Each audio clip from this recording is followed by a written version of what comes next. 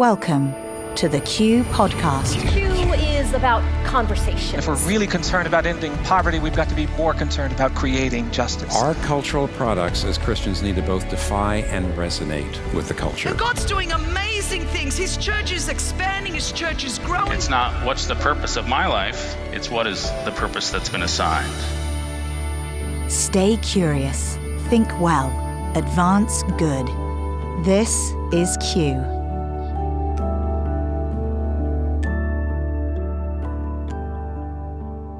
Welcome back. I'm Rebekah, and I am so excited to just give you guys this bonus episode, this conversation of the Asbury outpouring that I got to go be a part of, to join with so many tens of thousands that came from around the country. It was so powerful, so much that the Lord did that day. It was a 12-hour day on the road, and I'm forever changed. And I just felt like I needed to share it with you.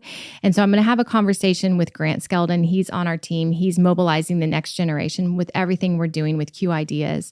He is all about the next generation, the initiatives of mobilizing the next generation, and has such a heart for what God is doing in Gen Z. And all of a sudden, Grant, you used to be the young guy, and now you feel like you're the old guy, but middle guy. The middle guy. Yeah. Exactly. He's definitely younger than me. But just we have a kindred heart, I think, for what God is doing in what is kind of like my kids launching into the world, but even young professionals in their 20s, and just some with who have been given just an incredible platform and are still developing just this beautiful spiritual formation. Yeah. So I texted you, Grant. Tell me your vantage point on that day. Well, for a couple of days I wanted to go, probably like many people that were watching. I was like, should I go? And I'm from Dallas, but being here in Nashville, I looked it up, like where's Wilmore, Kentucky? I've never been to Kentucky till that trip. Right. But I saw how close it was, and it was a bit on the fence. So when you text me, I'm like, okay, if the boss says it's okay and wants to go, then let's make a trip. As well as we pray so much for the next generation, like to not go and see something that's close by. Yeah. I would have felt like was a miss. So I was really thankful. Just we would later see the timing was pretty perfect, because things would change pretty quickly after that. For sure. In fact, I remember walking in our office, I was like, who wants to go? Like right now, like in an hour. Yeah. And that was, I didn't know until later, or as I was making that decision, that I didn't even think I would be able to get into Hughes, because as of that morning, they had really wanted to reserve that auditorium for 25 and under, which I loved, actually. I was like, I'll still go and stand outside and pray for people. Or I didn't even know that there would be a screen or a TV, or even it would be amplified outside. Mm-hmm. But so we did. The six of us jammed in the car and just started driving. And I don't know about you, but I had such a heart of expectancy. Backstory on me with this whole idea is that the Lord really pressed on my heart deeply in 2014 to start just praying on my knees for Him to make Himself known so visibly in our time. Mm-hmm. And I wouldn't have called it, I think it was revival, because, and I'd love to talk about that too. Like, revival is such a big word, and there's a lot of different versions and expressions of what that looks like. So many people would say revival revives the hearts of someone who once was alive, who's grown dormant, and now bringing it back to life. Whereas awakening might be one who has never really encountered the Holy Spirit or Christ Himself, and it's like awakening something in there. I'm not going to be the expert on that. I think all those things can actually merge. But Grant, what was your first, impression pulling into Wilmore, because you had never been? The sunset, do you remember the sky? Yeah, that's actually ironically the first thing I think of. It's funny because, that sunset. And then I would say, we never talked about this, but I would say about 5 minutes out, we did turn on worship music. I think we were like, okay, it's getting closer.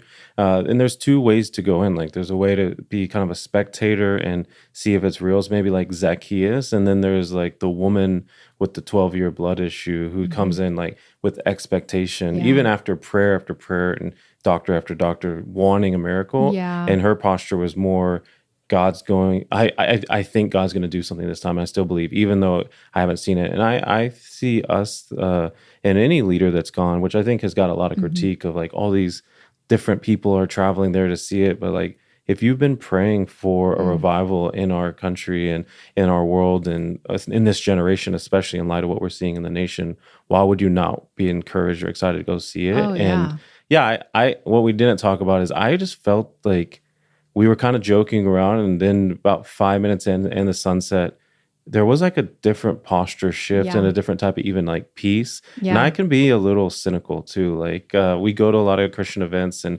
unfortunately my judgment can radar. kind of Yeah. come on. Yeah. Sure. And my wife always got on to me. It was like, Grant, you like can't go to church anymore and just experience it. You kind of, or a Christian event, you always like see what could have been better. And I was like, at the time she worked for a construction company, not as a builder, but as a, like in the office, but she knew. And I said, in the same way you go to, like we'll be passing construction sites, and you'll be like, oh, they got that one, or they got this, or they're not even doing that well. And it's like, I never would see that. But I think I say that to say, unfortunately, because we're in this world, sometimes you can come with a little bit of judgment. But I just felt like a peace sweep over us, and a posture of like decide towards like that woman that with expectation. And that posture seemed, I probably have never been in a room with so much collective posture of people like that too, where it's like, I don't know if there's anyone here, even if they came in as a skeptic, it's pretty quick, like this is authentic and this is real, and you could walk away with a tender moment with God if you would posture your heart for it. It's true. I think I don't even know where to begin. I'll probably just burst into tears. But honestly, I felt so drawn, like with a sense of urgency that morning. I was like, I couldn't stop crying because, again, it had been something for 9 years that had been in my spirit, very deep. Like, and I just really believed and had. I didn't know exactly what that would mean, but I just believed that God would.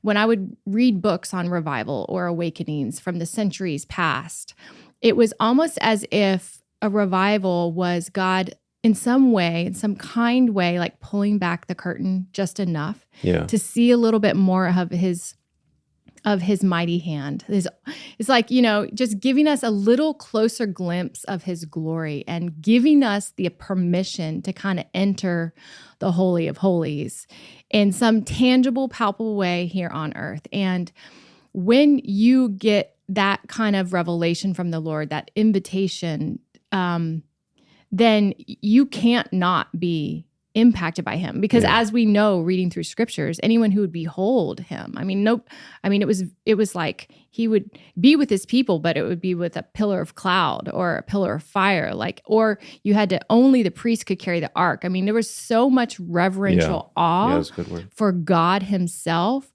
So this, I think, was his kind way of going, hey, I'm going to draw near to you, and I'm going to ask you to draw near to me. And I think it says in scriptures, he draws near to those who draw near to him. Or he's a rewarder of those who diligently seek him. And I love that verse in Amos that says his eyes roam the earth looking for whose hearts are completely his. So God is very aware of those of us who yearn for him or long for him or ache for this kind of thing, right? And so it was so funny. We're halfway through singing. I'll get to it in a second. But when I stepped on to, like, the sunset was glorious. It was like living color, pink, like the whole sky. And it was just, you're right. We were like all riding in, and it was like a sobering, beautiful, like reverence. It was sacred. And then we get out of the car and we see the line, and there's just kindness everywhere. I just feel like I described it this weekend as loving kindness. But I had kind of this giddy, like gladness that felt a little like Christmas morning. Yeah, you did have that. I did. I was like a 5-year-old, and I don't know. It did. It felt like Christmas, like the best Christmas ever. Because again, you kind of come with expectation. It's something you've looked forward to for a very long time, some version of this, I guess. And then you can't even deny like the gladness in your heart. Like, wow, God, you are so incredible to grace us like this with this. And yes, you used Asbury as the place for this seed to flourish and bloom, but there are so many people now coming who have been behind the scenes praying into this, right?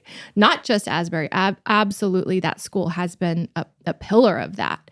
But so many kindreds around the nation came because the same longing, the same expectation, the same delight. And so we waited in line. They had an overflow. They sent some of our crew went over there for a bit to check that out, and they said it was just the same spirit, beautiful. Like even in a remote location, like the reverence was off, and even the worship they were sharing was just. I remember, I believe it was Angela that said, like, this is the most emotional, like, worship I've ever experienced. And this was like in the satellite location. Yeah. Satellite location. But it was just so tender. And so Grant and I kind of held our spots in line, and you started talking to people behind us. But like everyone was just excited and expectant. Yeah. I'm curious for you, how has it changed a little bit of your posture or perspective going to church now, or you've been even at different conferences? Like, how has it changed your approach since seeing that? Yeah. Well, it's kind of that idea of what we always talk about when you taste and see how the Lord is good, whether that's in solitude or stillness, or maybe you've tasted and seen how good he is in healing or like deliverance or resurrection life of maybe you were afflicted with depression or anxiety, or for me, panic attacks. I remember the Lord pulling me out of a pit of panic disorder and despair. And I remember after that season, I couldn't stop smiling. So when you encounter God's goodness in a very palpable, tangible way, you don't go back the same. You don't remain the same. Yeah. And that's what it did for me. How about you? I think like that woman, again, with the 12-year blood issue, that's probably what's come to mind a lot, because I think about how she was in the presence of God and touched him with the expectation. I just like the thing when people say, hey, what stood out the most? One, if we go on this, I'm going to critique some of the critiques. And one of the biggest critiques I hear about the Asbury deal is it's people kind of capitalizing on it to I think support a message of like, they didn't have any lasers or fog or machines or big speakers and all these things. And I just always want to say, like, there's a lot of churches across America that don't have those things in rural areas and just places that don't desire to have that. And I don't want to say that, I don't think that Asbury is what it is because of what it's missing. But what I did see the most is like the posture of the people was expectation. It was hunger. And for that woman, I mean, it sticks out to me that Jesus says like, hey, who touched me? And Peter actually says, how can you even ask this question? Everyone's touching you. And it really convicts me. And that was probably my experience of seeing it, of that Jesus could be like touching everyone, but if you don't also have an expectation and a belief, God can do something new. Even if we see this years have been hard, that this could be the day that God's going to do something beautiful. Like I think it's refined how I try to go to church, where I shared this morning, like I used to take it's made me think, what was I felt kind of like I felt in the early days of becoming a new believer. And I kind of came kicking and screaming, but once I was in, I was like, all right, I feel too convicted to live in the world and to do this. I'm just going to choose Christ. And I remember I was like, I got so much to learn if I'm going to be a Christian. And I would like be gleeful, like you're talking about, and hungry to learn. I always had a notepad. And I think that at some point I kind of feel like I maybe thought I arrived, or I read enough books, or I already know what the pastor's going to say, or I know I've heard this before, and I've felt like I need to get back to that verse, Psalm 51, that talks about like restore the joy of your salvation. And I want to come in, like I want to take notes. I want to expect. I want to come in as a rookie that's still learning and still expecting. And that's probably what's been different. As well as the last thing is I definitely feel like this year, I really pray that it's just the beginning, and that we would like seek like a very sacred kind of I think I've had limiting beliefs on myself of how reverent of a life I can live and how close to God. Like I think I've even compromised. I kind of want to be cool and fun and Christian and love Jesus. And now I'm like, none of the saints like that I look up to, like the ones that like the C.S. Lewis or the Spurgeons, and there's a whole bunch of others that they're marked by this like anguish and devotion to God. And that is the cool thing. Like that's what is cool. And I think maybe it's a mistake that my generation made, is like, we want to make Christianity cool. And now I'm kind of thinking, I want to be the kind of person when you walk in a room, you hear stories of that you could just tell that person was close to God, and like before they ever said a word. And I think that requires a lot of devotion. So like the last week, I've been waking up at 6 a.m., 5:30. Come on. And I'm like, all right, I need to read. I just bought a Bible this big. I'm like, I'm not with commentary. I'm like, I want to fight to grow more and to grow closer and be more like disciplined, so that when this year continues to go, and again, I'm expecting from this just to be the spark in the beginning, that we're ready and not like trying to catch up. Well, that's what I noticed about you, Grant. Even in line, we were standing in the line for like an hour and 20, whatever. We weren't sure how long it would go. And we struck up a conversation together and some with people around us. And what I've always admired about you, Grant, is like a genuine humility and desire to kind of seek to understand. And so you had a lot of questions, even like of my journey or the people around. And I can always tell like those wheels are turning, because you are really wanting to be open and available to the interruption of God. And I think that's really all God is asking of us, right? Yeah. That we would just be like that woman you're describing, right? The reason Jesus responds to her was because he knew from her encounter how expectant she was and how desperate, quite frankly. 12 years is a long time. Yeah. Desperate she was. And God really does start to see our desperation. And I think the more we're comfortable showing that, right? Because I mean, the more comfortable I am with the Lord, and then I therefore become more comfortable with Gabe, not withholding from him, with my kids, not withholding from them, with my friendships, not withholding from them, is because I start with God in the secret place, and I tell him the worst, and he knows the worst. But let's just be honest, we have to get in a rhythm of confessing the worst. He can know it, but we might not know it. And the Psalms are always talking about, reveal to me even the places that I'm not aware of, the blind spots in my life. Please expose those, Holy Spirit, so that you can prune and purify and make me new. And I love that about you. And I think we all have to be lifelong learners in a lot of areas, but primarily the area of becoming a follower of Jesus. I want to be just as excited. And this is what also kind of reminded me of the revival too. At Asbury I was like a kid again, and I was reminded of the verse of Jesus, let the children come to me and forbid them not, right? Well, all these kids in this room could be my kids. That's how old I am. And I'm like, they're doing that. They're coming as kids. And I, therefore, even in response to what God is doing, I'm coming as a kid. I'm coming with the same eager desire and longing for more of God as they are. And because God transcends time and space, there is no age limit on when we're supposed to stop being like crazy about following Jesus. We talk a lot about on our team, about zeal and wisdom in the same room. And that's what, the maturity of, the elders, I'll call myself, someone that's a little bit older. And I'm certainly, there's elders I'm looking up to, the sages, where I'm going, please show me what 70, 80 years of discipleship and following Jesus looks like. I mean, to see that like light in their eyes still, but also, me in my mid 40s going, I want to still have a heart like a child that comes to the Lord and leans into his chest and say, I feel safe here to be seen and known and loved in the absence of shame. And so I did have a question though. You were talking about the critiques. Were you saying they were critiquing that there weren't like lights in production? Yeah. Well, I think groups were just kind of talking about how like, hey, it's because we've commercialized church so much or overproduced church. I've just seen a lot of that. Like we need to scale it back. We need to get back to the basics. Yeah. But most churches, especially medium-sized or larger churches, I don't think like are overproducing. If they cut the lights and cut all that, I don't think it's.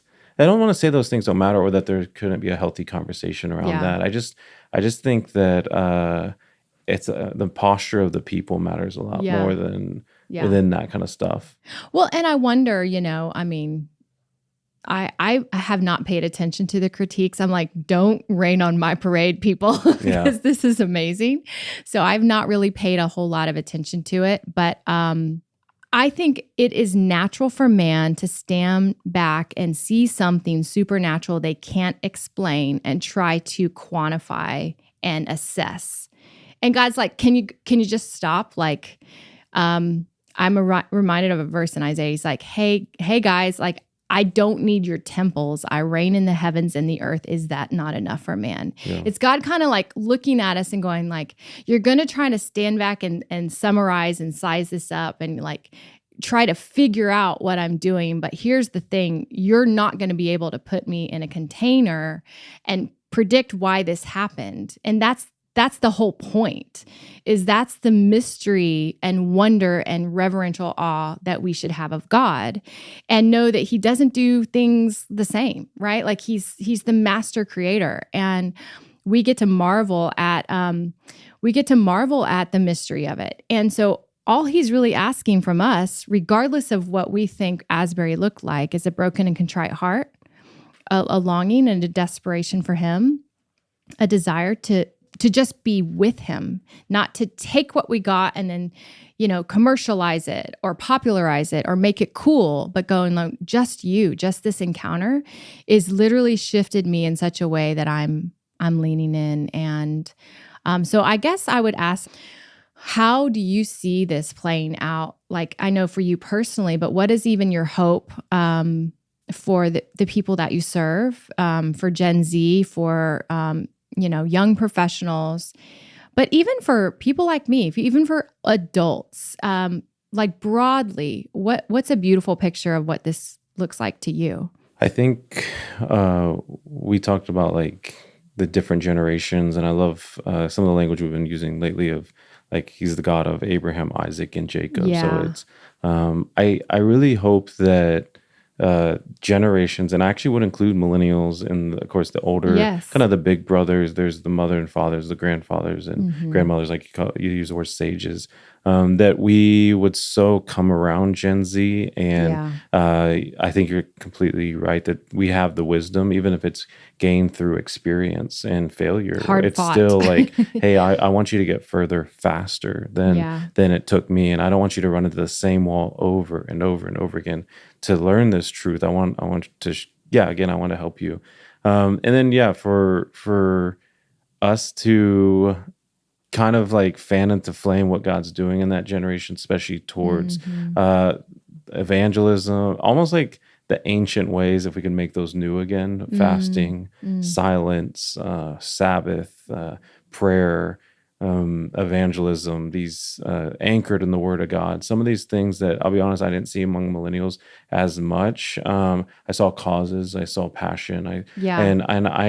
There's some of these things that will never graduate. They'll never go out of style. They're evergreen principles that tend to mark revivals. And we're seeing a remnant in Gen Z that really values those things, and that we would come around and fan that into flame. I think of 1 Timothy 4:12. It says, do not look down on the young people, basically. But it actually says it says to Timothy, 2 verses after that, and do not neglect the gift you have, which was given to you by elders. Right. And he would later talk about like fan into flame that gift. That he said your grandma Lois gave it to you. And so I loved being in that room and seeing that young people sparked it and instigated it. But older generations, I don't think if you took the older generations, millennials, boomers, Xers out of that room, it would not be a full room. I don't even think half the room. Right. So it was everyone. However, God often does instigate revolutions, revivals, awakenings through young people, but it never just stays young people. Right. And, I'd love to see that across the nation in different spheres. Yeah, I agree with that. There were definitely elders in the room. I remember when we got in, we were singing and looking across the balcony at John Tyson and Christy Tyson that are my pastors in New York City that we served with for all the years we lived there. And we've always been revivalists with them, just leaning into this. And it was so fun to see them stay there for a few days and us coming in and yes, it was sparked by students, but within, an hour and a half, the president who did speak that night, which I loved, it showed elders in the room who actually helped shepherd and serve, quite frankly, the servant leaders of even the elders or the adults and the grandparents. But what that showed me is that he then, the president of Asbury, invited the whole student body to go back. And so they all had permission to leave class. And then it was a lot of the faculty and staff that were adults that were serving and facilitating and making this happen. And I do love how all generations, even the faculty and staff, served, and that revivals will include all generations, all ethnicities. The more diverse, the better. And when he says, I'll pour out my spirit on all flesh, and the young men will see visions and the old men will dream dreams, it's all of us. And I just think how wonderful to be an elder.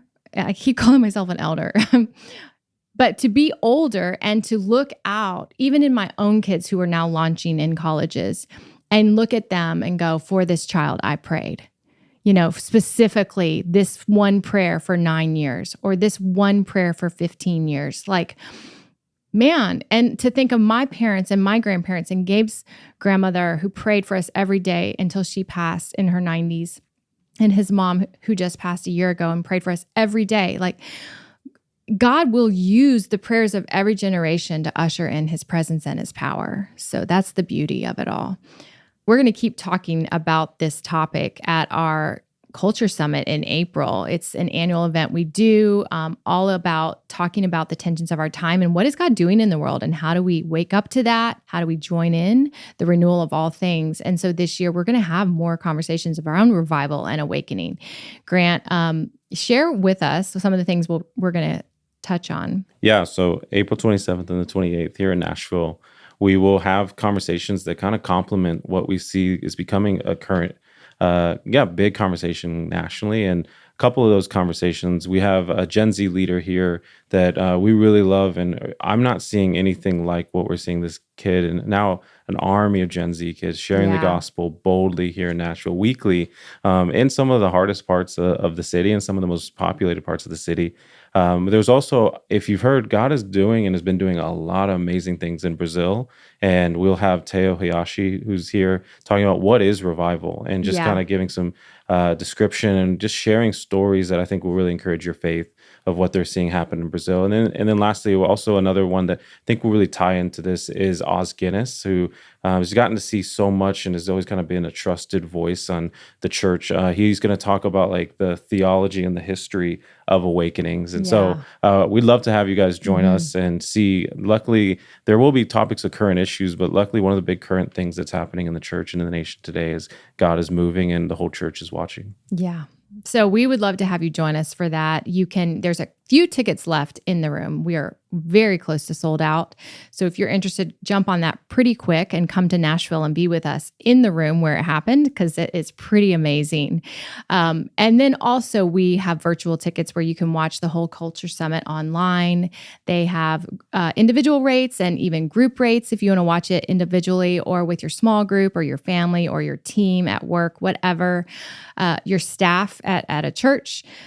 We're just excited. We were really excited, and we're so thankful that God is just paving the way, and we're just joining him. And if this is an encouragement to you, just know that God is really a rewarder of those who diligently seek him. And for those of you who are praying for this, I'm going to pray with you that you'll see God awaken your kids, your grandkids, whoever's watching or listening, that what was sparked this spring, this February, I think in the whole year is just continued to be a groundswell. Jesus Revolution movie just came out. I went this weekend. I was crying through that whole thing. And it's just a cool way of seeing an account of something even that long ago in the 70s of just like, okay, God is every generation, he draws near, and how cool for us to be able to witness that. Thanks so much, Grant, for being with us. Thanks for what you shared. And I'm on your team, whatever you need. I'll be your mama bear anytime. Thank you, Rebekah.